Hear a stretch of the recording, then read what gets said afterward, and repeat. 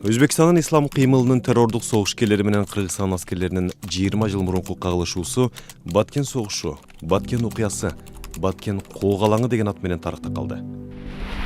Согушкерлер 1999-2000 жылдардын жай айларында эки рет Кыргызстандын чек арасын Баткендеги Телбе жана Чоңалайдагы Бокбашы ашуулар аркылуу бузуп киришкен. Зардалыда мектеп менен мечитте 45 күн Өзбекстан ислам кыймылынын кара байрагы илинип турган. Кишилер мыкаачылык менен өлтүрүлүп, барымта кылынган. Чек араны 200дөн 1000ге чейинки согушкерлер бузуп өткөн. Аскердик операцияга 1,5-2 миң аскер тартылган. 53 адам курман болуп, 130дан ашыгы жаракат алган. Качкындардын саны 4000ден 8000ге жеткен. Баткен коогасынын актай барактарын окуянын күбөлөрү менен чогуу ачабыз.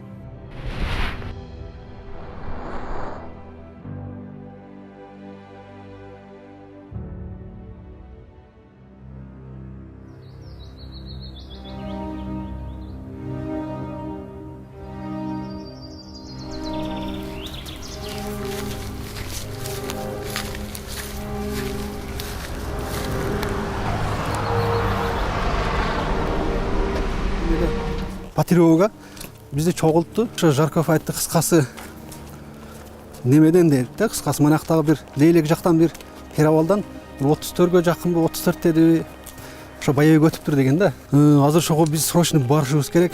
Анан маякта лагерде Скорпиондун балдары бар, Токмоктон келген. Ошо Скорпиондун балдарынан 18ди, анан биздин группадан разведчиктерден 6-9 ошо эки вертолет менен алып кеткен.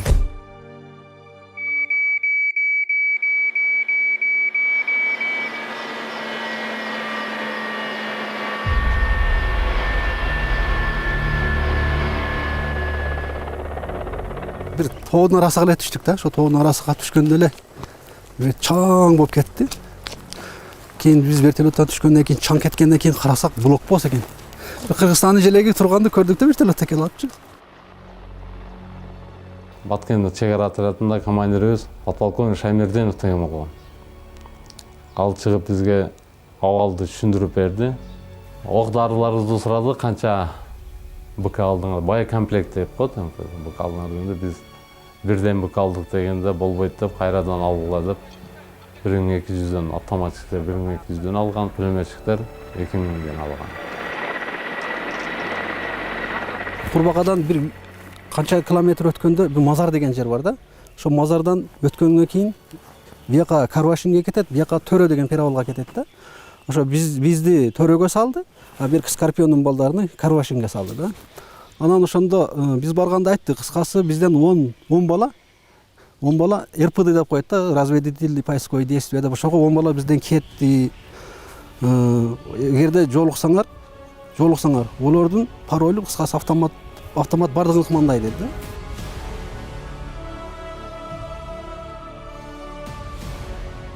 На направлении Раватском направлении, где у нас стоял блокпост, поступил 10-го поступил сигнал, что есть этот прорыв через границу группами, то есть группой боевиков. Ну, соответственно, по распоряжению министра обороны я, как командир, начальник блокпоста, обязан был выделить туда группу разведки, уточнить и уже по обстановке, оценить обстановку и действовать уже по обстановке, что мной было и выполнено.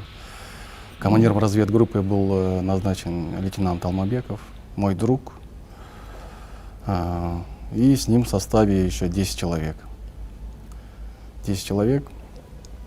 Я им задачу поставил, все, приказ, они выдвинулись, и вот 11 числа они должны были вернуться, но не вернулись.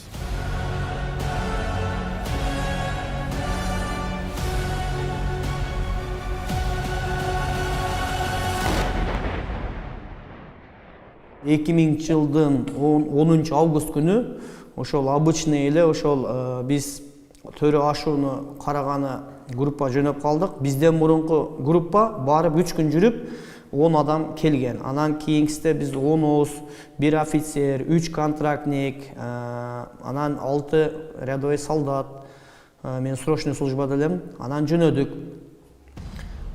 Биз ошол жалгыз аяк жол деп коет. Жалгыз аяк жол менен ошол ашууну карап кетип атканда Бизден бир күн мурун боевиктер ошол төрө ашуудан ашып өтүп келишкен экен.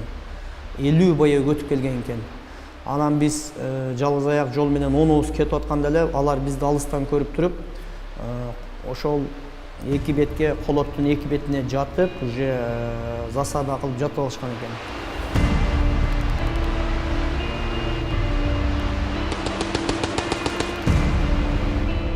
Алар менен бизде байланыш каражаты жок болчу. Бизде ал убакта ошо байланыш каражатынан мындай кичине аксап турганбыз да. Биз багы солдат болгон үчүн биз көп деле уккан жокпуз. Багы командирлер, офицерлер билет болуш керек. Мындай мүмкүн силер жакка кол салуу болушу мүмкүн деп койгон да, бирок точно айтылган эмес. Радиостанциялар жокко эсеп болуп калды. Радиостанция деген алар жок болсо байланыш жок да. Биз тиякта турган ошол ротабы, взводту эмне болуп атканын, кандай кыйынчылыктарды өткөрүп атканын, вообще барбы жокпу билбей калганбыз. Ошондой кыйынчылыктар болду. Соответственно, туда весь батальон был переброшен. К нам плюс еще другие подразделения были переброшены на все направления. Вот командир батальона выдвинулся именно вот на место, у нас называется рекогносцировка, чтобы на местности определить характер местности, кто и какими силами и средствами будет действовать. Там прям по времени же все прямо определяется. И вот командир подразделения, то есть командир батальона, должен был с другими командирами уточнить все эти вот нюансы. Выдвинулся и попал в засаду. Анан биз кетип атканда эле уже атышуу башталды. Атышуу башталганда эле өйдөнү карасак, уже алар уже таштарды коюп даярданып турган уже көрүнүп турат да. Уже ата баштады. Анан алдыбызда лейтенант Алмабеков деген бизде командир взводубуз бар. Ошол анан ылдыйга, сайга карап чуркагыла деди. Себеби биз кетип аткан жол ачык жер эле да. Анан сайга карап чуркадык. Сайдын боюнда бадалдар, багдарактар бар да. Ошак карап түштүк. Анан К бою деген команда башталды. Анан бизде магазинибиз автоматка салып, октоп, анан ок чыккан жакка бизди ата баштадык. Ок чыккан жакка ата баштаганда, алар биринчи эле ат кылып атканда эле бизден 4-5 солдатыбыз курман болуп калды да. Алар внезапно нападение кылгандачы. Анан биз да ошол ок чыккан жакка карап ата баштадык. Мен ошол 10 бир отделение кетип атсак, ошонун эң алдында мен кетип атканмын да. Анан ата баштадык. Анан бир маалда командир взводубуз дагы кыйкырды. Одиночный менен аткыла деп. Себеби болгон биз согушка эмес, жөн эле чалгындоого барганбыз да. 2ден гана магазинибиз, огубуз бар эле, 60 огубуз эле. Даже гранаталар жок эле. Анан чоңураак пулемет, гранатомет деген куралдарыбыз да жок эле. Болгону баарыбызда автомат бар эле. Анан уже бир магазин аты болгондон кийин экинчисин салып, анан одиночный менен ата баштадык.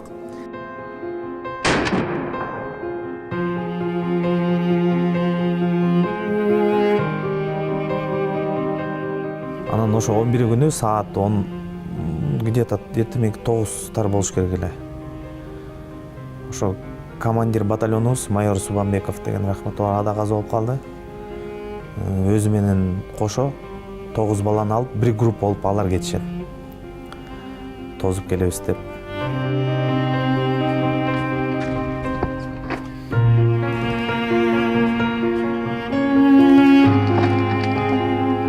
Мен ойлодум, боевиктер только алды жагыбызда депчи. Көрсө алар бизди курчаган экен. Мен чуркап кетип атсам, алдымдан уже 3 чуркап чегип калышты. Оружиялар мененчи. Алдымдан чуркап чегип калышты. Анан автоматымда болсо бир 5-6 ок калды окшойт, билбейм. Анан туруп калдым. Анан биринчи орусчалап сүйлөштү. Стой, стрелять буду депчи. Андан кийин өзбекчөлөп айтышты. Кыймылдасаң өлөсөң деп өзбекчөлөп айтышты. Акыры болуп мен колго түшкөн экен, менден бөлөк дагы 2 солдатты тутуп алган экен аларчы, менден бөлөк.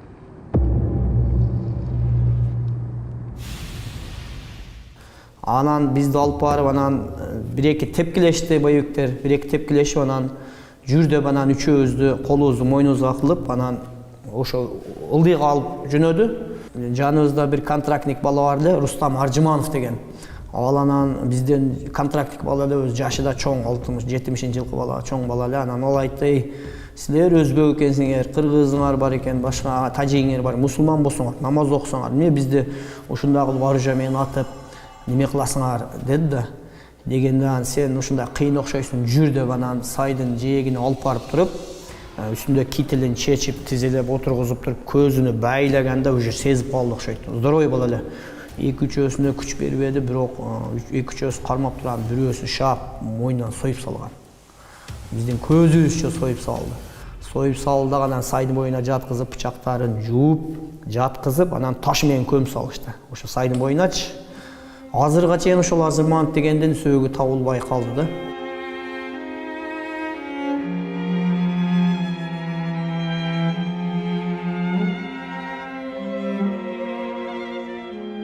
Анан биз үчөөбүз баягы жерде жатабыз, жатып, анан ошондо мен мындай байкадым, башым бизге бир часовой коюп койгон, башым көтөрүп карап эсептедим. Боевиктердичи эсептесем, биз менен атышып атканда алардан 3-өө өлгөн экен, боевиктерденчи 3-өө өлгөн экен, бизден 6-өө өлдү эле. Анан эсептесем 47 боевик чыкты. О 3-өө өлгөндөн сырткары. Эксир эсептедим, 47 чыкты. Значит, булар 50 боевик өтүп келген да биздин территорияга. Өлгөн 3 боевикти биз ылдый алып түштүк. Эми өзүңөр өлтүрдүңөр, өзүңөр көмгүлө деди. Анан кийин 3-өөбүз август айында эле күн ысык, баягы мынандай биздин жердегидей топурак, кара топурак жок, таштуу топурак. Анан ошол жерде таш казып атсаң таш чыгат. Шиш таштарды алып анан казып кире баштадык. 3-өөбүз казып, эми өлдүк дедик, 2 метр кылып көмгөн болсок, качан муну казып бүтөбүз? Жерде где-то бир тизедей казганда, 50 см казганда болду деди. Давай көмгүлө деди. Анан 3 боевикти сүдүрөп келип, баягы чуңкурга таштап, анан колубуз менен эптеп көмсөк, болду, автомат менен уруп тезирээк көм дегенде чоң таштарды үстүнө ыргытып туруп, чоң таштар менен көмүп салдык. 3 боевикти өзүбүзгө бизге көмдөрдү боевикти.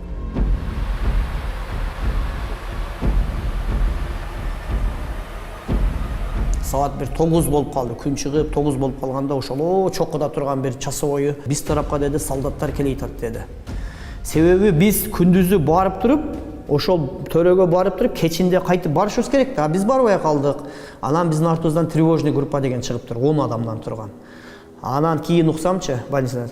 Анан ошондой дедиле, баягы командир айтты, хамма жаңга деди, согушка деди дагы, бизге 2 часовойду коюп койду дагы, анан калганы бардыгы согушка кетишти. Анан бир маалда бир 15-20 мүнөт өткөндөн кийин катты автоматтын үндөрү чыга баштады, 2 тарап атышты. 15-20 мүнөттөй согушту. Атышкандан кийин анан боевиктер кайтып келишти.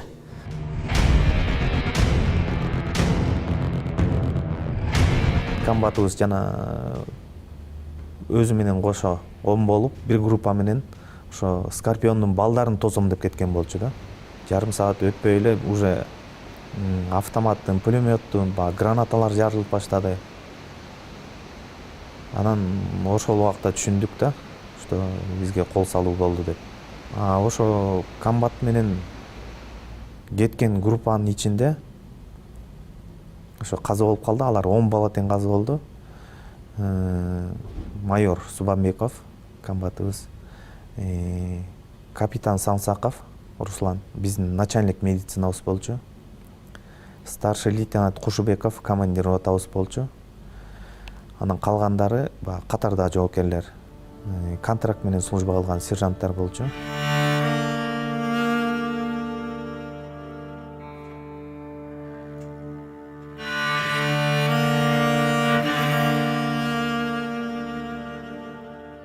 Бизде экинчи взводдун командир ротасы бар эле, лейтенант Кушбеков деген. Анан ошону тутуп алып тураларчы. Биз бирөөнү тутуп алып туруп, калганын 9-тасын атып өлтүрүптүр. Анан ошо 10 келген. Анан аны келип алып, таныйм мен, башым көтөрүп бир 15 метрден карасам Кушбеков деген тутуп алып, анан тепкилешти, ургулашты. Себеби ал лейтенант эле да. Анан сен офицер, сен биз менен атышкан экениң деп ургулап тепкилеп отурган бирөөсү атып салды. Боевиктер менен согушуп атканда, бул боевиктерден бирөөнүн ок тийген экен. Экинчи согуштачы. Анан onu көтөрүп келди. Көтөрүп келип койду эле, анын ошол оң жагына ок тийген экен, ичек чабагы чыгып, ашказаны чыйып калган экен. Анан бирөөсү эле келип жинденип калды. Көрсө ака-укалдар экен. Бир тууган акасына ок тийген экен. Анан жинденип келип эле ака деп эле анан утур суу берет башкалар. Акам өлсө силерди бардыңар атпашайм деп бизге кыйкырат. Биз коркуп отурабыз баягы жерде. Анан кыйкырып жатып эле акасы өлүп калды. Өлүп калганда эле келип туруп эле автомат октоп туруп эле жаныбызда бир салда контрактныйыбыз бар эле.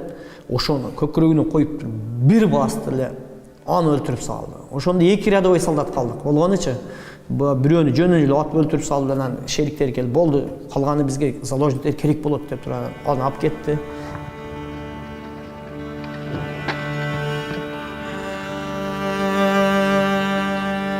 Мазар деген жерге түшкөндө эле кыскасы бияктан ошо Скорпион, бияктан биз, анан үстүнөн баягы ил бирстеби каяктайт ошол Алым Кожоев барды, полковник Алым Кожоев, Бекбоев, ошолор дагы түшкөн.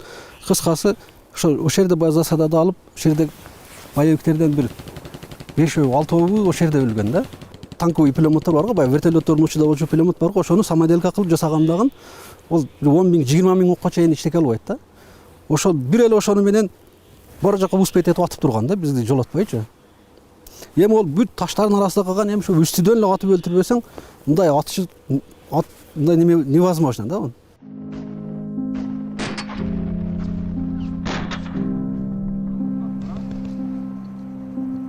Кыргызстан тараптан чыныгы атышуудан өлгөн жок да. Кармалып калып өлүп атат да жердечи. Анан Скорпиондон бир лейтенант курсагына ок тийип ол жарадар болгон. Анан бир бала путуга ок тийип, ол 2 Скорпиондон 2 жарадар болгон. Биздин группадан Кудайга шүгүр эч ким болгон эмес да.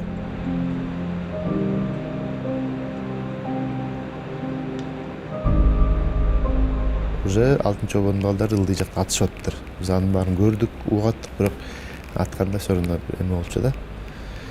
Биз пока ылдый жакка түшүш үчүн ошо Гарадинден почти 20-30 километрге чейин барып, тоодон түшө турган жерди таап, түшүп баргыча түнкү саат 12 болуп калды. Караңгы болуп калды, эчтеке көрүнбөйт. Анан ошол жакта келатканда перестрелка болуп, биз да засада түшүп калдык. Аяктан бир балабыз, менин группамдан бир бала каза болуп, экөө ранен болду.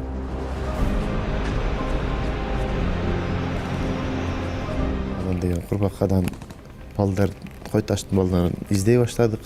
Ал жак блокпосттун карасак, иттер эле жүрөт, улуп. Ылдый жакты карасак, суунун жээгинде жатышыптыр, Кой таштын балдары. Алар менен сүйлөшүп, биздин ранен болгон балдарга укол сайдырып, перевязка кылдырып, Эрмеков Шайыр младший лейтенант болчу. Ошо каза болуп калып, эртең мененке чейин эметпей чыдаган жок, каза болуп калды вертолет келгиче. Ушундай зоо да, эми зоо болсо ортосунда дарыя бар, дарыянын четинде эле бир жол бар да. Качышка мүмкүн эмес, ошо командирлерди ошо көпүрүккө чейин, ошо мазарга келатканда көпүрүк бар, көпүрүктөн өтүп эле мазарга киресиң. Ошол жерде эле буларды аткан да, бүт барынчы. Биз келгенде нарак бера бир 19-20 өлүк бар эле да, мазардын ичиндечи. Эми мазар ичинде ошол эч бертке вертолет дагы түшө албайт. Зоода ошо өлүктөрдү биз неме ташыганбыз да, немеге чейинчи, Курбаканын өзүгө чейин мазардан. Бектурганов Кенжебек катарда жоокер, Айтматов Чыңгыз, Калыков Мойдун, Сексенбаев Фархат, Мухамедов Асылбек деген. Анан ушу Мухамедов Асылбекке токтоло кетмекчимин. Үйдүн эң жалгыз бир үйдөн бир эле уул, кыз да жок, бала да жок. Өзү ошо ата мекенди коргойм деп суранып барып, ошо Баткенден каза болуп калды.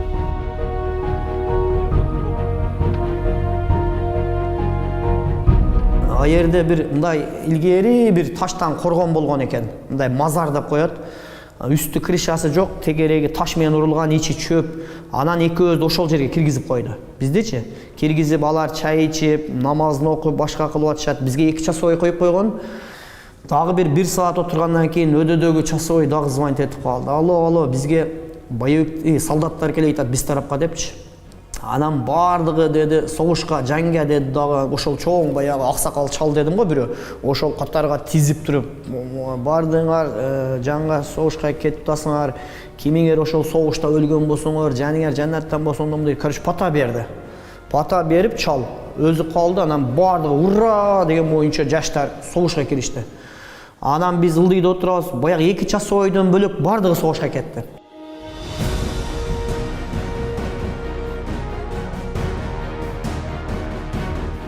канча бир 7-8 келди. Качып келди да нарыктанчы. Качып келген ошо 7-8 менен улук экөөбүз, ошо Жусупбаев экөөбүз атыштык. Кичине атышканда эле уже мен огум түгөнүп калды. Анан улукта ок бар да улук ылдый түшүп атышып, олар бүт дарыянын ичиге түштү, дарыянын ичи менен качты да. Алар кармалган жок. Алар ошо дарыянын ичи менен качып кеткенден кийин боягы уже бияктан түшкөн да. Мынактан вертолеттор өтүп, буларды ошо перевалга таштап тосуш керек болгон да. Тоскондо булар барып, мына бизден РПЗны дагы бизден кийин алып барган да. Раматылык капитан Райымбеков деген ошол качкан ошо 7-6 ошолорго туш болот да булар. 14-15 шамасы болуп калган. Биз Кара суу дарыясынан жээктеп келип, Ак суу дарыясы экөө кошулган жакка кичинекей ашуу бар, ошол жерден өтөбүз деп баратканда биринчи группа биздин боевой разведдозор деп коет, ал группа барып ошол жерде бир киши, бир чабан кемпир менен болгон, аксакал эле киши. Ошол кишиге жолугушуп, анын үйүнөн чыккандан кийин эле биз ага чейин үстүндө отурганбыз, наблюдать этип. Дарыянын аркы өзүнөн, арчаларынын арасынан бир кишини көргөнбүз. Дүрбү салсак жакшы мындай баамдалган эмес, бирок кийин ошол эле кишиден ошол биздин биринчи группа, ылдыйда турган биринчи группага карата ок атылганын билип калдык дагы. Ошондон баштап 2:15 чамаларында фиксировать эткенбиз времяны. Ошондо перекрестный бой деп коет. Кийин арчалардын арасынан дагы алардын группасындагылар деп койсок болот, ошолор чыккан. Ошентип башталды.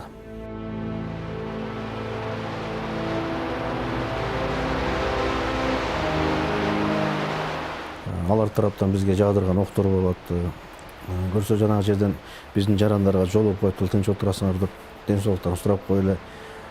Биз ушундай коркпогула, биз өзүбүздүн Кыргызстан армиясы бул жактан түшүп келатат элек деп айтып үйүнөн чыкканда, баягы таш коргон сыяктуу бар.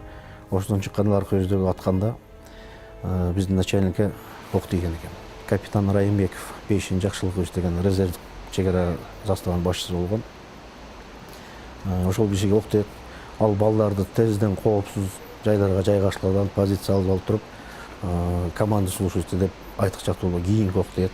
Ошондо жанагы младший сержант Камчыбаетов деген чыга калганда, аркасынан баягы начальникке жардам берем деп чыкканда, ок атканда куралга тийип, куралдан рикошет менен берип туруп, анан автомат менен карап жаткан сол алаканына тийген. Ошол солдаттын. Анан тез мындайдан качтып туруп, бекиндеп туруп, начальник ошентип атып турган кийинки ок жеп туруп, ошентип общий капитан Райымбек Бейшин Жакшылыковичка 5 ок тийип, анан ордунан ушуну казып алып калат. Мен алдымда баягы шеригимде айттым. Азыр дедим, она ташты алып туруп, сен мынача сойду таш менен урасың дедим. Мен ташты алып туруп, мынача сойду, мен таш менен урам дедим. Анан экөөбүз чуркка барабыз дагы 15 метр бизден наракта сай бар эле да, ушундай чоң сай, ал сайдан өтө албайсың аркы бетине, ушундай каттуу агат. Как раз сай биздин заставага карап агат да. Бир маалда анча сойлордун бирөөсү тез паланчы тоого карап качкыла деди. Силер тарапка солдаттар кетип атат деди. Качпасаңар ушу солдаттар кетип атат дедиле. Мына пленниктерди неме кылайын деди. Атташа бардыгын деди да. Баягы рацияда улутпайбы, өзбекчелеп сүйлөп атат. Тем более биз билебиз өзбекче. Атып таша дегенде эле качтык дедим шеригимде. Деп туруп баягы мазардын немесиден, заборунан ашып өтүп туруп, сайга чейин бир 15-20 метр, бирок тегиз жер эмес да, мындай ылдый иш. Чуркайып кача баштадык экөөбүз. Качты деп туруп ата баштады биздечи. Алдыма ок тиет, чуркап кетип атсам, бир ок келип колума тийди. Анда да чуркап кетип атсам, уже сайга жетейин деп бир 2 метр калгандан аркамдан бир ок келип туруп, аркамдан тийди. Ок тийгенде зарт деди, анан деп кыйкырып эле сайдыга жетпей жатып калдым, жыгылып жатып калдым. Октун удары да күчтүү болот экен. Путум көтөрүлүп жатып калдым. Анан шеригим бечара мен аркамдан чуркап забордун эми түшкөндө аткан экен, ичине ок тийиптир. Анынчы. Анан ал отуруп калыптыр. Анан экөөбүз эки жерге жатып калдык. Боевиктер анан баягы бизди атып туруп анан кетип атпайбы? Кетип атканда баягы шеригим сөгүнүп атпайбы? Ичине чыдабады окшойт. Силер бандиттер, андай деп же сөгө баштады. Мен угуп турам, жатып угуп турам. Сөгүндү эле баягылар кайтып келишти. Кайтып келип туруп, паң деп экинчиси уже контрольный башына атыптыр.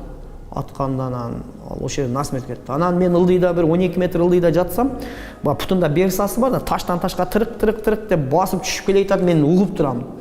Кан кетип атат, тиштенип жатам. кийиштенип жатам, азыр дагы бирок атат көп. Анан деп келди дагы путум берса бар эле путумду дебеледи. Дебеледи эле ушундай жатсам автомат менин аркама сайды. Мында кылыпчы. Кан кеткен анан берки шерик айтты, солдаттар көрүндү, качтык деди. Дегенде бирок атпастан шап бурулду дагы. Шериги да кетип калды, берикичи.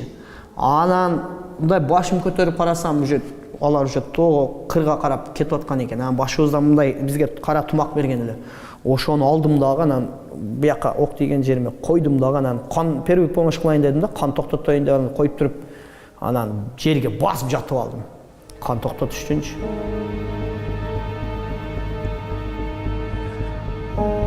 Эртең менен баратканда биринчи эле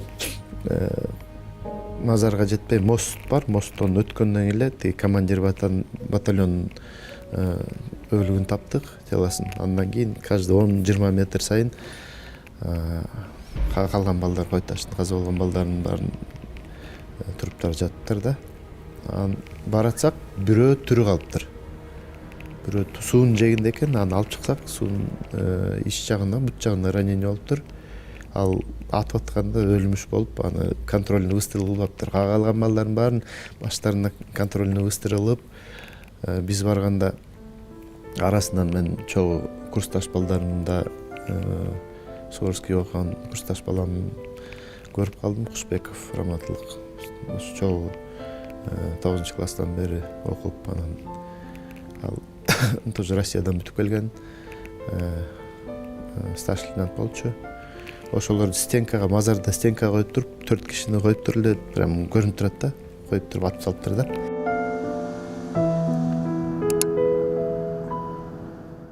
Анан мына жерде дагы бирөө өлүп жатат экен деп келип туруп эле кол бутумдан көтөрүп коюппайбы? Анан жаткан жерим менен мына жерим зарт деп атышты эле, деп бакырсам эле, бирөөсү тирүү экен дейт. Көзүм атсам, анан ошо биздин солдаттар келип, бир көзүм атсам, первый помощь уколдорду обезболивающий укол сайып атыптыр. Дагы бир көзүм атсам, носилкиге салып көтөрүп кетип атыптыр. Анан кыйкы, ай, секинирээк деп бакырсам, эми жол мынандай да. Анан колот, анан кыйкырсам, өдөдө байектер жүрөт, секиндеп нападение болуп атат, отуруп жашынышат таштын астына. Анан мени көтөрүп, ошол бир канча километрге, бир 2-3 километрге чейин көтөрүп алып барышты, носилке мененчи.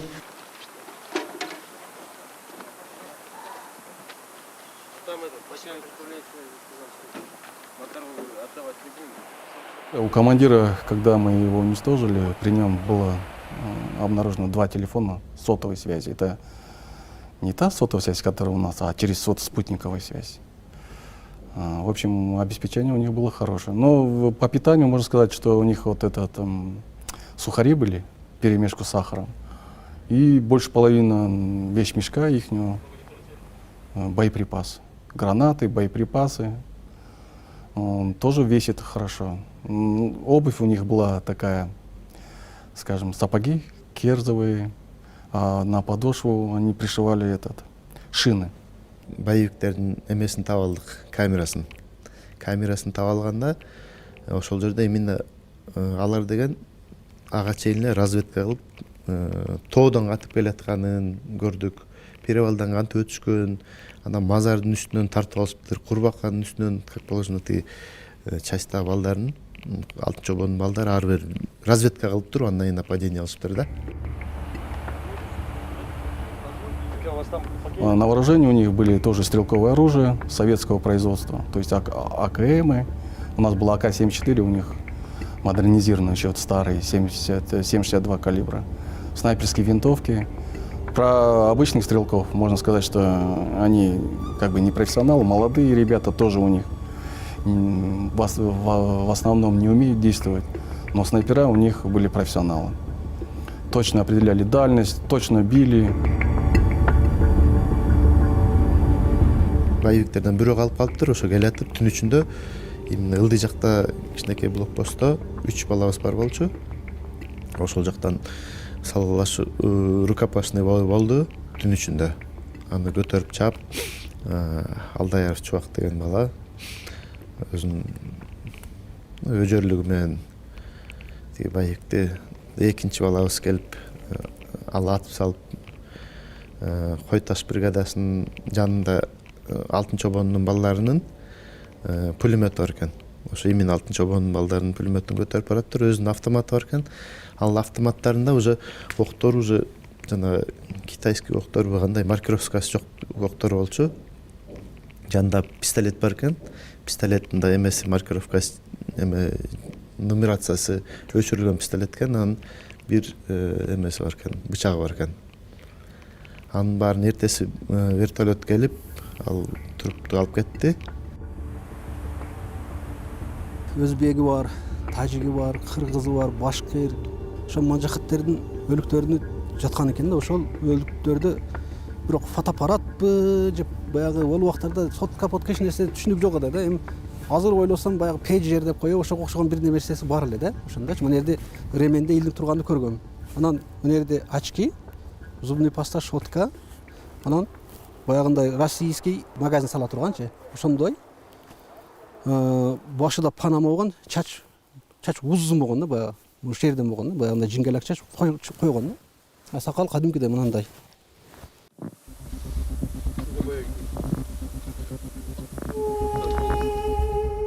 А как ты вообще попал в эту организацию? Из России я приехал сюда в медресе учиться на Мулу. Когда здесь учили, там сказали, вот Аллах там приказал там войну делать, там воевать, сказали, давай, если не будешь воевать, там в ад попадешь. Руслан Абдуллин деген Россиядан башкир улутунан болот экен. Ошо Мазар деген жерге биз 6-чобон болуп атпайлы Кой Таштан. 2 обон чыкканбыз, 5-чобон деген. Ошо 5-чобондор кармашкан. Биз аны аябай баягы ур-токмок алдык, сабадык баягы жинибиз менен. Анан ошо суракка деп алып кетишкен вертолет менен. Ошондо министр обороны Эсен Топоев болчу. Эсен Топоев өзү келип охранасы менен алып кеткен болчу. Пирамидальный жакта бир группаны калтырып, ылдый түшүп, Бустос жака чыкканбыз. Бустос жака чыкканда эмеден рациядан айтып калышты, бир боевик өтүп бартат. Жөө өтүп баратып, сторону пика пирамидальный, как раз кайра эле ошол тарапка кетип атат да, ошол тараптан келишкен да. Аяктан сарайдан, чабандардын сарайына барып кирип кетти, ошондон жок болду да. Ошондо минировать этип бүткөн балдар ылдый түшүп баратып, Рустам Чайбеков дагы бир бала менен ошо сарайга случайно кирип калышат да, тиги хамур жүрүп аткан жеринен автоматты четте экен, сразу кармап калышат. Андан кийин биздин группа, өйдө жактагы группадан биз да келип калабыз. Аны сразу вертолет учуп бир группаны таштаган болчу, 3-чү группаны. Алар келип туруп, вертолетко салып, сразу алып кетишти ошондо. Ошол боевиктерден экөөсү колго түшүптүр. Бир башкир, бир тажик. Анан алар эч эле мойнуна албай атыптыр. Биз атышканыбыз жок, колубузда куралыбыз да жок эле. Биз адашып барып калыппыз, эч мындай. Анан мени ошо сүрөттөн көрсөткөндө эле мен баягы бир сутка боевиктер менен жүрдүм деп атпайм. Бир сутка жүрүп аларды уже таанып бүттүм да. Анан сүрөтүн көрсөткөндө эле сразу айттым, булар тааныйм дедим. Мен сразу мойнуна койдум, силер мынттиңер, аттыңар менерди деп анан ошону мен ошол сотуна катышып ошентип келдим.